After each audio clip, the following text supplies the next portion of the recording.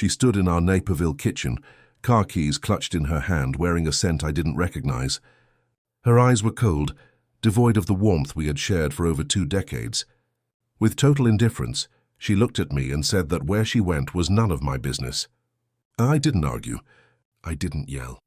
I simply let her walk out the door. 14 weeks later, at 6 in the morning, I was sitting at that same table eating breakfast and drinking black coffee. The front door clicked open, and she stumbled inside. Her mascara was smeared, one high heel was snapped in half, and her dress was on inside out. She looked at me, desperate for me to jump up and rescue her from whatever disaster she had just survived. Instead, I took a slow sip of my coffee. When her cracked voice asked why I hadn't answered her 43 panicked phone calls, I delivered the words I had spent months rehearsing. I told her that her problems were no longer my concern either. To understand how a man who spent 22 years loving his wife could watch his phone light up dozens of times in the dark and choose not to answer, you have to understand what happened during those 14 weeks. My name is Gavin Mercer. I'm 46, and I run a successful commercial landscaping business in the western suburbs of Chicago. I built it from nothing with my own hands, long hours, and relentless focus. Valerie used to tell people I was a landscaper, with a tone that suggested I was just a man playing in the dirt. But that business provided a beautiful life for us and our teenage daughter, Paige. Valerie and I met 23 years ago at a charity auction in downtown Chicago. She was a sharp, striking public relations coordinator who knew exactly how to navigate a room. I was a young guy wearing a cheap off-the-rack suit, completely out of my league. We married 18 months later along the Fox River. For the first 10 years, life was genuinely good. We had a home, a beautiful daughter who became my absolute world, and a comfortable, predictable routine. But eventually, the warmth in our house began to drain away. It wasn't a sudden explosion. It was a slow, freezing draft that you don't fully notice until you're shivering. The shift was subtle at first. Valerie began going to bed before I got home.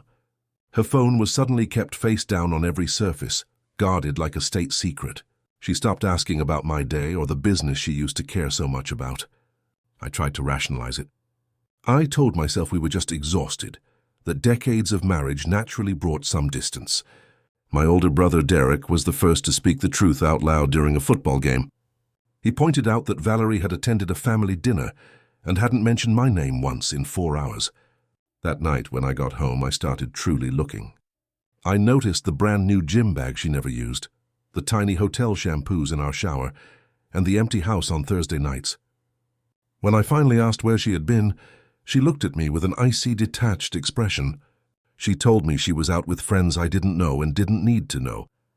When I pushed, she shut me down entirely, stating that her whereabouts were none of my concern before walking upstairs. Standing in that quiet kitchen, I made a pivotal choice. I decided not to spy, hire an investigator, or dig through her phone. If she had decided I had no right to know where she was, she had already renegotiated the terms of our marriage without me. She had placed herself outside of our relationship. From that moment on, I stopped focusing on her secrets and started focusing on my own boundaries. I called my brother from my truck and told him I was going to let her show me exactly who she was. And in turn, she shouldn't be surprised when I showed her who I had become. The following weeks felt like the tense, heavy silence before a massive storm.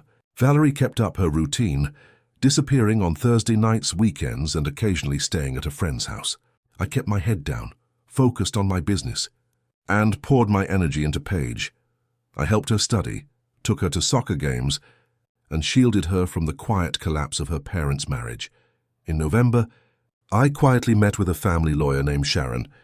She advised me that the key to protecting my future was documentation, not confrontation.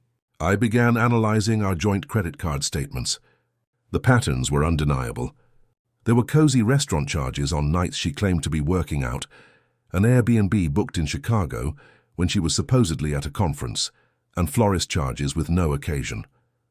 I printed everything, kept my mouth shut, and handed it to my lawyer. Then came the night that broke everything. Valerie announced she was going out and told me not to wait up. I merely nodded and went back to my paperwork. She lingered at the door, seemingly begging for a fight to justify her actions, but I didn't give her one. She left and I went to sleep at 10:30. At 2:14 in the morning, my phone began to vibrate. It was Valerie. I watched it ring out to voicemail. Then came a wave of frantic text messages pleading for help, telling me she was terrified, and begging me to answer. The phone rang continuously until nearly 6 in the morning. I read every single text and watched every call illuminate the dark room. I never picked up.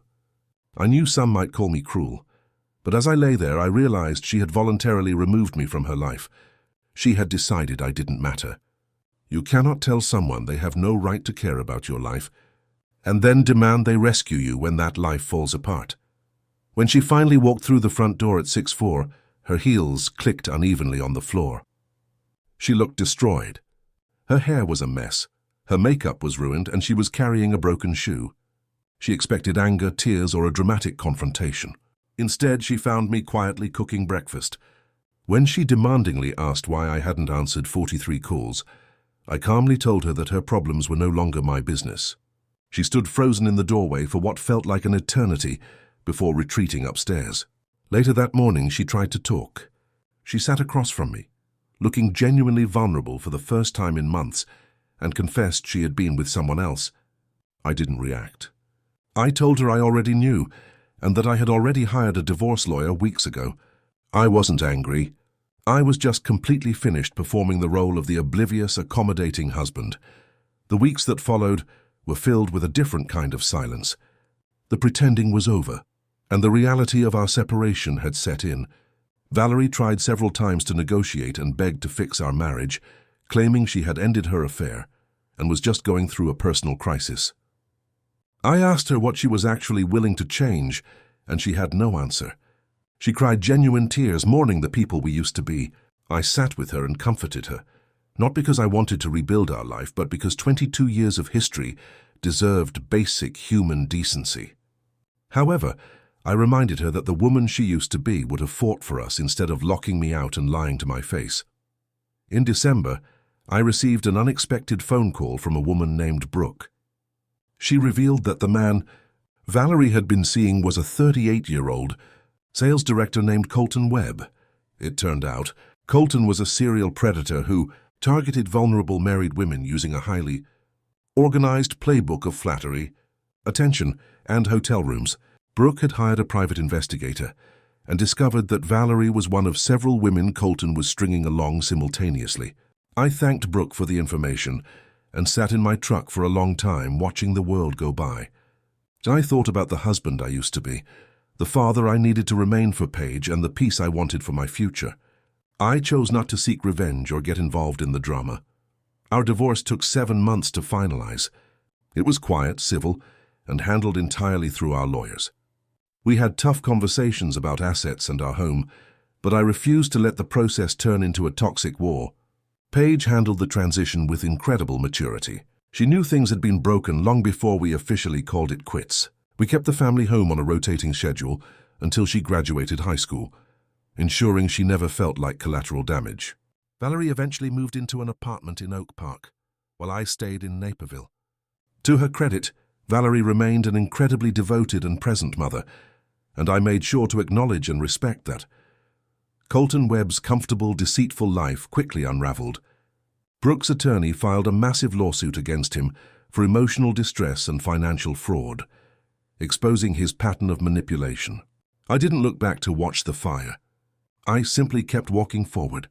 14 months after my marriage ended, I attended a City Park District meeting to secure a new landscaping contract. There I met Renata, the operations coordinator. She was direct, highly professional, and possessed a dry, sharp sense of humor. We began talking about work, which quickly evolved into hours-long conversations about life, her young son, and our shared experiences. Our first dinner date was simple, honest, and entirely free of games. For the first time in years, I didn't have to guess what the person sitting across from me was thinking. The biggest surprise in all of this wasn't Valerie's betrayal or the dissolution of my marriage. It was what I learned about myself. I had spent years convincing myself that the coldness in my home was normal, that a good husband simply accepts distance without asking questions. I learned that while love requires trust, It should never require you to participate in your own devaluation. The moment someone tells you that your basic, loving concern is an invasion of their privacy, they have already checked out. The kindest thing you can do for yourself is to believe them and stop pretending. Paige is 18 now, studying environmental science at university, and I couldn't be prouder of the brilliant, resilient young woman she has become. She has met Renata, and she genuinely wants me to be happy. As for me, my business is thriving. I spend my Sundays with my brother, and my father still calls me every Tuesday just to check in. On Saturday mornings, I walk along the river trail, and occasionally a wonderful woman with dark hair and running shoes joins me. We walk, talk, and laugh about the ordinary details of our lives. It is a simple, peaceful existence, and it is the best thing I have found in a very long time. I don't view Valerie as a villain. She was simply a lost person who chose to turn away from her partner instead of turning toward him. Her choices cost us our marriage, but I truly hope she finds her peace. I just stopped wasting my life waiting to find it with her. My name is Gavin Mercer, and I am doing absolutely fine.